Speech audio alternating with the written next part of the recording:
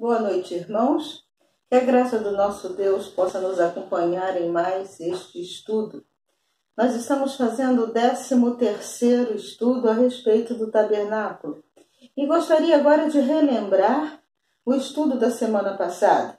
Mas não só relembrar, acrescentar também mais alguns ensinos que podemos ter desse estudo, que esse estudo nos traz. Nós falamos sobre o segundo compartimento do tabernáculo, o Santo dos Santos, também chamado de lugar santíssimo, que representava a plenitude da presença de Deus entre os homens. Lá no Santíssimo, só o sumo sacerdote podia entrar uma vez por ano na presença de Deus com o sangue do sacrifício, só assim ele podia se apresentar à presença de Deus, e ali ele pedia perdão pelos pecados do povo e pelos pecados de si próprio. Havia entre o Santíssimo e o lugar santo, o primeiro compartimento, um véu. Este véu foi rasgado de alto a baixo quando Jesus Cristo morreu, quando ele derramou o seu sangue na cruz. Isso nos indica, esse ensino era que agora nós podemos entrar no Santo dos Santos, agora nós podemos entrar na plenitude da presença de Deus por meio do sangue de Jesus, por meio da morte substitutiva de Jesus. Muito bem, no Santo dos Santos havia um móvel, que era chamado de arca. Era a arca do soberano, a arca do Deus de Israel, a arca do Senhor, a arca da aliança, a arca do testemunho, entre outros nomes.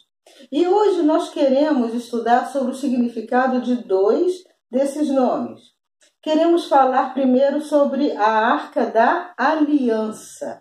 Vamos ler em Êxodo 25, de 21 a 22. Diz assim: porás o propiciatório em cima da arca, e dentro dela porás o testemunho que eu te darei. Ali virei a ti, e de cima do propiciatório, do meio dos dois querubins que estão sobre a arca do testemunho, falarei contigo acerca de tudo o que eu te ordenar para os filhos de Israel. Também em Números 10, 33. Partiram, pois, do monte do Senhor, caminho de 3 dias.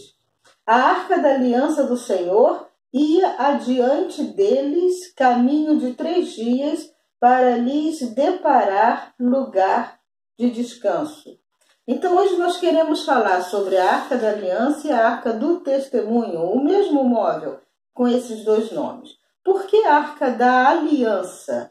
Por que esse nome aliança? Esse nome lembrava o testamento, o contrato, o pacto que Deus havia feito entre ele e o povo. Deus havia feito uma aliança com o povo, como foi feito também com Abraão. Muito tempo antes do povo estar no deserto, Deus fez uma aliança com Abraão, Deus fez um pacto com Abraão, prometendo abençoar os seus descendentes e fazer deles seu povo especial. Em contrapartida, Abraão deveria permanecer fiel a Deus e ser um canal de bênçãos para o mundo inteiro. Dessa aliança resultou o povo de Israel. Essa história está lá em Gênesis 12. Agora aqui no deserto, Deus também faz uma aliança com seu povo. E faz isso por amor. Ele promete ao seu povo bênçãos, ele promete estar no meio do seu povo, dirigindo, protegendo, sustentando. Em contrapartida, o povo deveria ser fiel e obedecer à sua vontade. O povo deveria se agradar da sua vontade.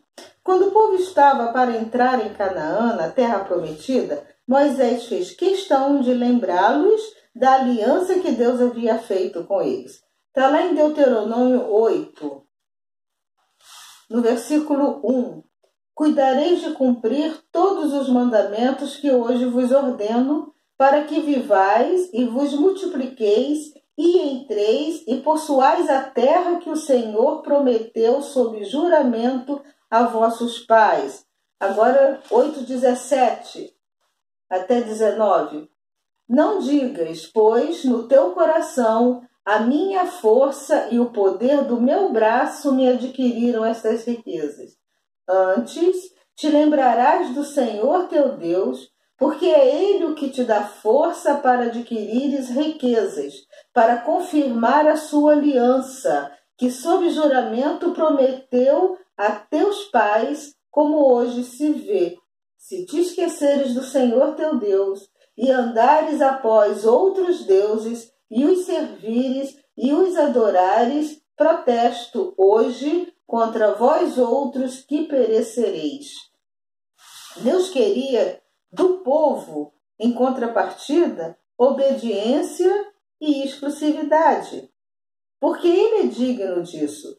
E tudo que Deus quer que façamos é digno de honra. Tudo que Deus quer que façamos vai nos fazer bem. Mas acontece que o povo de Israel nem sempre foi fiel. Inúmeras vezes eles pecaram, eles se esqueceram de Deus. E quando eles se afastavam de Deus, ao pecarem, não cumpriam sua parte na aliança e pagavam preço alto por isso. Deus, então, por amor a eles, renovava a sua aliança. E isso acontecia quando o povo se arrependia, quando o povo se quebrantava diante dele e oferecia os sacrifícios. Hoje nós estamos vivendo o tempo da nova aliança.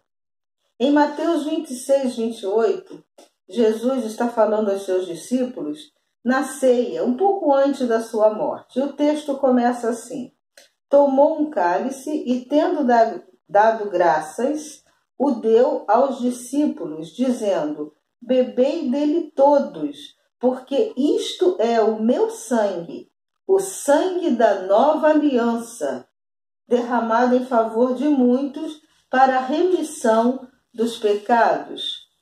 Agradou a Deus manter conosco a sua aliança, por amor a nós. Por isso nos mandou Jesus, que com a sua morte nos livrou dos nossos pecados, pagou pelos nossos pecados. Nós também não conseguimos cumprir toda a lei. Nós não conseguimos ser 100% fiéis a Deus. Nós precisávamos cumprir toda a lei para sermos perfeitos e podermos assim estar na presença de Deus. Nós não conseguimos fazer isso porque nós pecamos. A Bíblia diz que não há um justo, nenhum sequer, e que todos pecaram e todos precisam da glória de Deus. Nós não conseguimos, mas Jesus conseguiu. Ele cumpriu toda a lei. Ele foi perfeito. Então, se Jesus está em nós, Deus, quando nos olha, em vez de ele ver pecado, em vez de Deus ver imperfeições, ele vê a perfeição de Jesus em nós.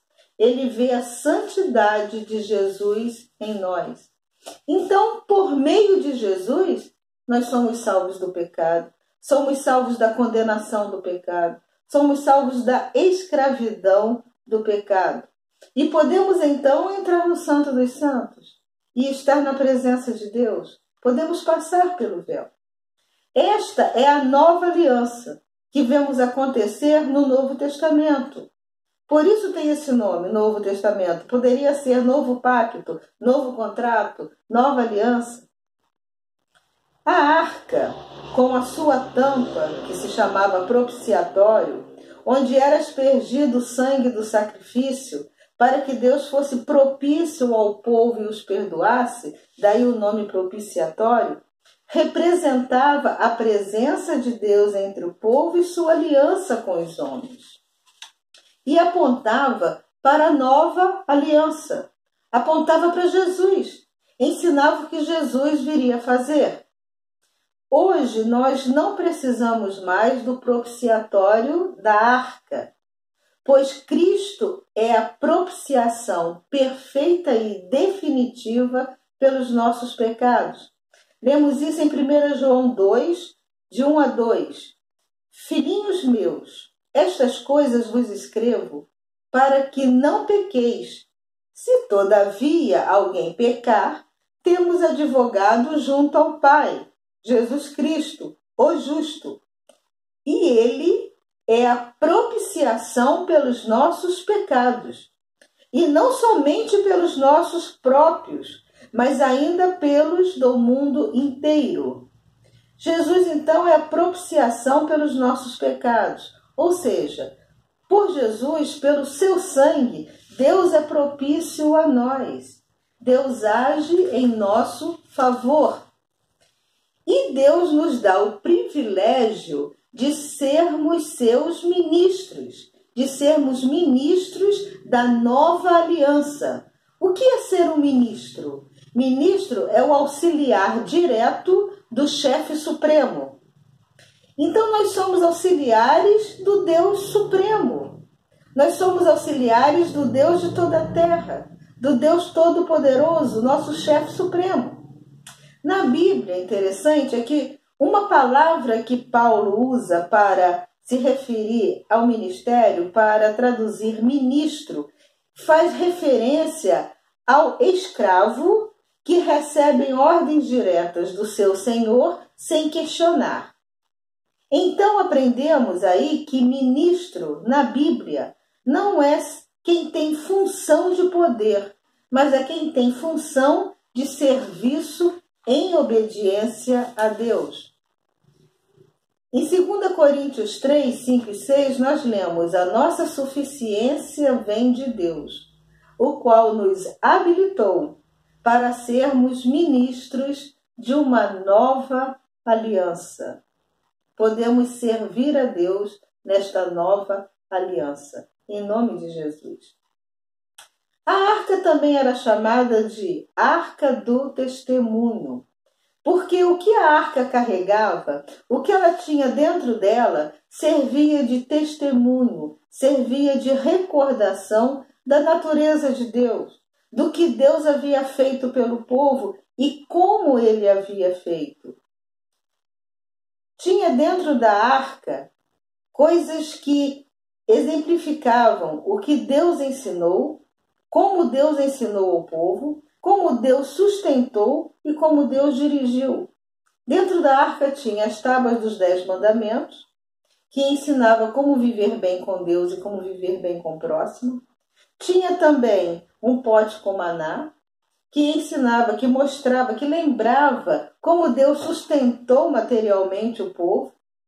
E tinha também a vara de Arão, que era seca e que Deus fez florescer e frutificar, mostrando assim que ele era o sumo sacerdote escolhido. Então esse fato mostrava que Deus estava na direção do seu povo. Era o testemunho da vontade de Deus para o povo que a arca carregava. Era o testemunho da ação de Deus para com o povo. Em 2 Samuel, já na época de Davi, 2 Samuel 6, nós vemos o relato bíblico de quando a arca precisou ser transportada. E ela estava sendo levada pelos sacerdotes. Interessante que a cada 6 passos que os sacerdotes davam, tudo parava. E Davi sacrificava a Deus bois e carneiros. Aí os sacerdotes davam mais 6 passos e paravam novamente.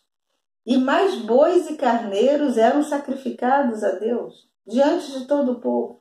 E os sacerdotes davam mais 6 passos. E mais bois e carneiros eram sacrificados, eram ofertados, apresentados a Deus. E assim sucessivamente, até chegar ao seu destino. E dessa forma todos viam e todos aprendiam que só por meio do sangue, do sacrifício de morte, substituindo a morte de cada um ali por causa do pecado, é que podiam estar ali na presença de Deus representado pela arca. Porque assim estariam perdoados, estariam santificados, o que era a condição para estarem na presença de Deus, o que é uma condição para estarmos na presença de Deus. Esse testemunho era dado então a todos que estavam ali. Hoje nós sabemos que só por meio do sacrifício de Jesus, o sacrifício perfeito e definitivo, é que podemos ser perdoados e santificados e dessa forma estarmos na presença de Deus. E esse testemunho precisa ser dado. Essa mensagem, que é uma mensagem de amor, precisa ser anunciada. Em Josué 3, de 3 a 4, nós vemos que quando o povo de Israel estava para entrar na terra prometida, a ordem era para que todos seguissem a arca, para que soubessem o caminho a seguir. Era um caminho novo, era um caminho que eles não conheciam. Diz assim Josué 3, de 3 a 4. E ordenaram o povo, dizendo: quando virdes a arca da aliança do Senhor, vosso Deus, e que os levitas sacerdotes a levam, partireis vós também do vosso lugar e a seguireis. Contudo, haja distância entre vós e ela, para que conheçais o caminho pelo qual haveis de ir, visto que por tal caminho nunca passastes antes. Então a ordem era para que todos seguissem a arca, para que soubessem o caminho que deveriam seguir.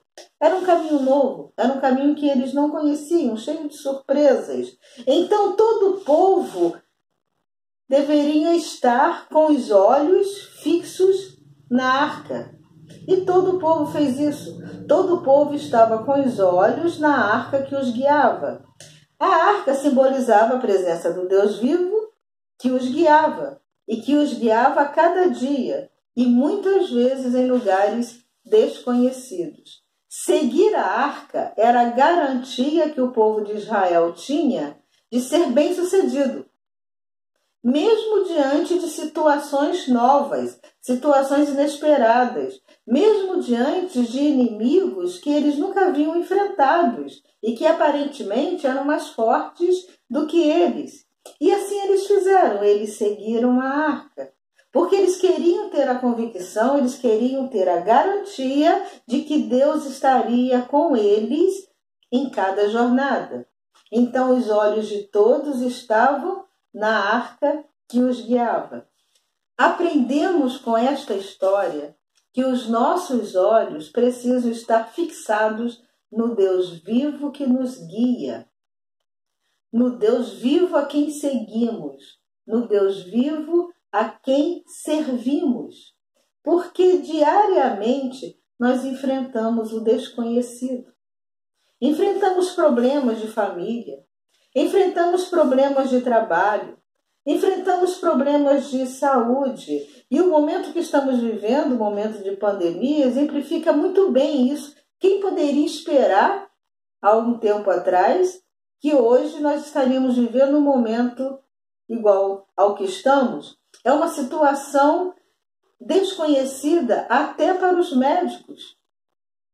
Então enfrentamos problemas de todas as ordens, problemas na nossa vida espiritual, problemas com os nossos sentimentos. Quantas vezes sentimos ódio, raiva, desejo de vingança, mágoa, sentimentos que muitas vezes nos assustam.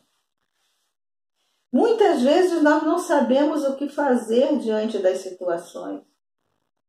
E sempre nós temos que tomar uma atitude, tomar uma decisão, fazer uma escolha diante das situações em que estamos vivendo.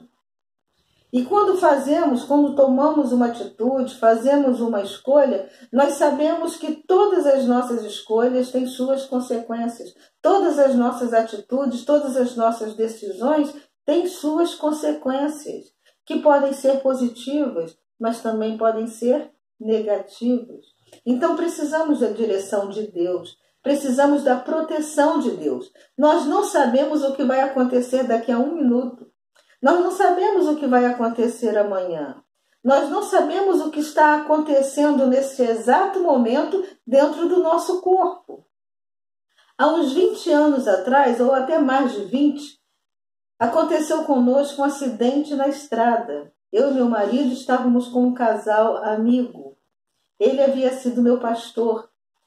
E algo que me chamou muita atenção é que dentro do carro o ambiente estava tão tranquilo e tão agradável, e de repente apareceu um outro carro que nos jogou de uma altura de 12 metros e o carro capotou. Segundos depois, o ambiente era completamente diferente de segundos antes. Era um ambiente nada tranquilo, era um ambiente nada agradável, era uma realidade completamente diferente da realidade de alguns segundos atrás. E o pastor, grande amigo nosso, já não estava mais entre nós. Segundos depois, ele já não estava mais entre nós. A vida é assim. Essas coisas acontecem. O futuro é desconhecido. Quem poderia imaginar que aquilo fosse acontecer? Mas uma coisa interessante é que mesmo no meio daquela tragédia toda, nós sabíamos que não estávamos sozinhos, que Deus estava presente ali, nos sustentando. No caminhar da nossa vida, rumo ao futuro, no caminhar da nossa vida, rumo ao desconhecido, nós podemos ter a certeza de que não ficaremos perdidos no caminho. Nós podemos ter a certeza de que não seremos derrotados. Nós precisamos ter a certeza de que seguiremos o caminho certo. Para isso, precisamos seguir a arca do Deus vivo. Precisamos seguir a presença do Deus vivo, os ensinos da sua palavra. Porque com Deus, mesmo nos momentos difíceis, mesmo durante as provações, estaremos seguros e seremos vitoriosos, porque Deus nos sustenta com a sua paz. Deus nos consola, Deus nos orienta e está conosco eternamente. Em Filipenses 4, de 6 a 7, nós vemos isso. Diz assim: Não andeis ansiosos de coisa alguma. Em tudo, porém, sejam conhecidas diante de Deus as vossas petições, pela oração e pela súplica com ações de graça. E a paz de Deus, que excede todo entendimento, não dá para entender, está acima do entendimento, guardará o vosso coração e a vossa mente em Cristo Jesus. Esse verbo, guardar, no original, traz a ideia de montar guarda. Então, a paz de Deus monta guarda na nossa mente e no nosso coração e nos mantém equilibrados. Este é um testemunho que precisamos dar ao mundo. Nós estamos falando sobre a arca do testemunho. E nós somos o testemunho de Deus na terra. A Bíblia diz que nós somos sal, nós somos luz, nós somos o bom perfume de Cristo, nós somos cartas vivas, porque nós somos o testemunho de Deus na terra.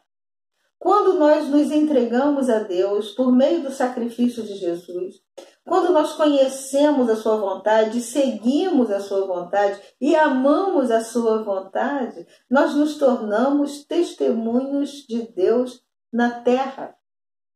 Lembrando, como estudamos no início desses estudos, que hoje o santuário de Deus somos nós. A presença de Deus habita em nós, por meio de Jesus. Nós somos o testemunho de Deus diante do mundo.